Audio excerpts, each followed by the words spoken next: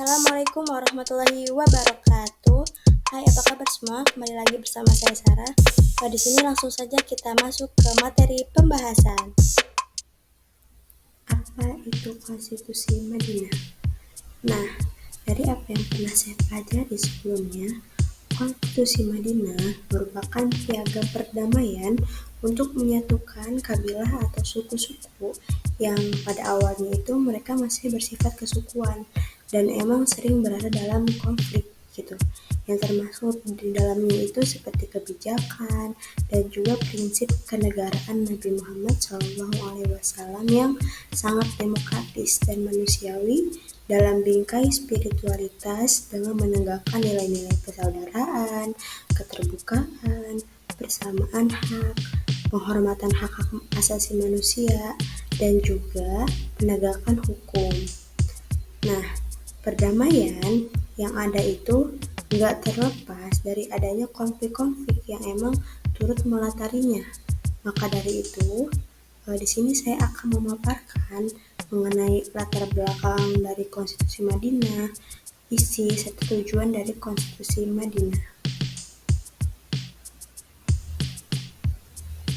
Manuskrip sejarah mencatat awal mula dari kebijakan politik di dunia yang sesuai sama prinsip dasar fitrah dan nilai kemanusiaan itu Piagam Madinah, di mana konsepsi kebijakan politik yang dicetuskan oleh Rasulullah SAW dalam Piagam Madinah ini ternyata sangat menggemparkan para ilmuwan muslim yang terkesima dengan pesan-pesan dari butir-butir piagam.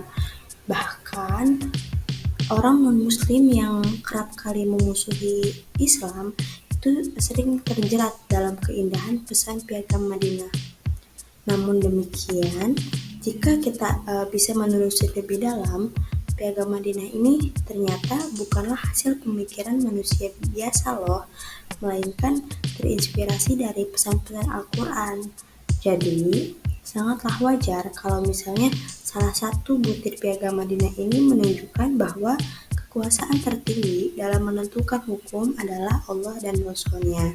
Karena keindahan pesan-pesan piagam ini merupakan turunan dari konsep Al-Quran yang emang diaplikasikan dalam realita kehidupan sosial oleh pembawa rahmat bagi seluruh alam, yaitu Nabi Muhammad SAW.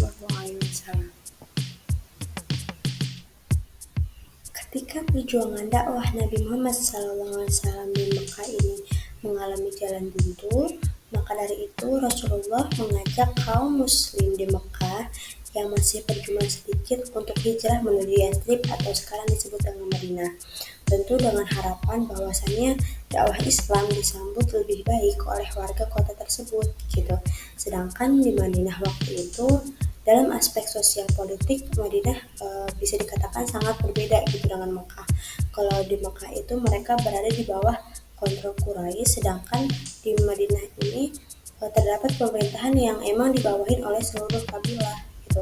Dan kalau kita bisa melihatnya dari segi sosiopolitik, tentu kondisi seperti ini sangat rawan gitu ya terhadap konflik-konflik antar kelompok, dimana dalam banyak hal juga masyarakat ini sebenarnya masih miskin, terus juga jumlah mereka yang sedikit, bahkan fasilitas yang lemah mampu gitu ya membuat pihak lawan yang menyatakan permusuhan secara terbuka gitu.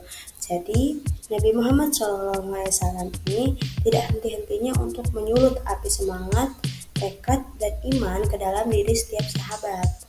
Oleh karenanya, piagam perjanjian atas seluruh kelompok yang ada itu merupakan langkah yang sangat tepat gitu untuk mengurai dan emang menyatukan kesemuanya dalam satu naungan secara bersama. Meskipun terdapat komunitas Yahudi di dalamnya, Nabi Muhammad ini mampu untuk menyatukan semuanya. Dan dengan begitu, dapat dikatakan bahwasannya Madinah merupakan negara Islam pertama meskipun motivasi berdirinya berbeda dengan negara yang lain, maka dia tidak keluar dari hukum Undang-Undang Dasar kontemporer bagi negara, yaitu bahwasannya negara adalah lembaga yang terdiri dari sekumpulan individu rakyat yang bermukim di wilayah geografis tertentu dan tunduk kepada sistem politik yang memiliki kekuasaan terhadap wilayah dan individu kelompok tersebut. Nah, dari sini kita dapat lihat bahwasannya secara internal umat Islam ini untuk bersatu dan teguh dalam pendirian yang telah disepakati. Kandungan Piagam Madinah, di mana isi dari Piagam Madinah sendiri ini punya butir pasal berjumlah 47 pasal. Nah, dari segi muatannya, naskah ini menggambarkan peta sosiologis dan situasi politik zamannya gitu. Dari segi bahasa, menurut Sahih Ahmad Al-Alwi berpendapat bahwa keaslian piagam ini tercermin pada usul redaksinya gitu. Jadi teks yang kalimat pendek, terus juga pengulangan-pengulangan yang ditulis dalam satu pola itu menggambarkan semangat pada zamannya gitu. Walaupun teksnya pendek dan singkat, muatan yang terkandungnya itu cukup padat. Dari segi ilmu hadis, naskah ini juga cukup otentik gitu ya, karena lahirnya piagam ini adalah hasil perbuatan Nabi gitu. Oleh sebab itu ini termasuk hadis, apalagi dibuktikan dengan banyaknya perawi hadis yang meriwayatkan adanya perjanjian yang dibuat oleh Nabi gitu. Nah, gambaran garis besarnya dari berbagai jalur atau sumber dan sanad yang bervariasi, salah satunya dari Bukhari. Dampak sosial dari Piagam Madinah ataupun pada saat pemerintahan Nabi gitu, dimana legitimasi dari komunitas Madinah pada saat masa Nabi itu kayak misalnya kekuasaan eksekutif, legislatif, yudikatif ini dibuktikan Nabi seperti menjamin setiap individu itu mendapatkan hak yang sama di mata hukum, kemudian hak dan kewajiban dan sebagainya. Misalnya nih, Nabi kan tegas nih terhadap komunitas Yahudi yang dia melakukan pengkhianatan, tapi Nabi hanya mengusir warga Yahudi yang bersalah gitu, sedangkan yang lain yang nggak bersalah diperlakukan sama sebagaimana halnya warga lain secara adil. Nih yang menarik lagi, dari kebijakan yang diterapkan oleh Nabi itu pasti ataupun berkenan dengan mekanisme pengambilan keputusan yang pastinya menyangkut kepentingan bersama gitu. Dalam hal ini Nabi selalu bertindak bijaksana dan demokratif. Kemudian di bawah ini teman-teman bisa lihat ada beberapa pengaruh besar yang dilakukan pada saat pemerintahan Nabi Muhammad SAW. Di mana teman-teman bisa baca yang pertama dalam bidang agama, kemudian kedua bidang sosial budaya, ketiga bidang pendidikan, dan yang terakhir yaitu dari bidang ekonomi. Oke teman-teman, tadi itu merupakan materi dari Piagam Madinah.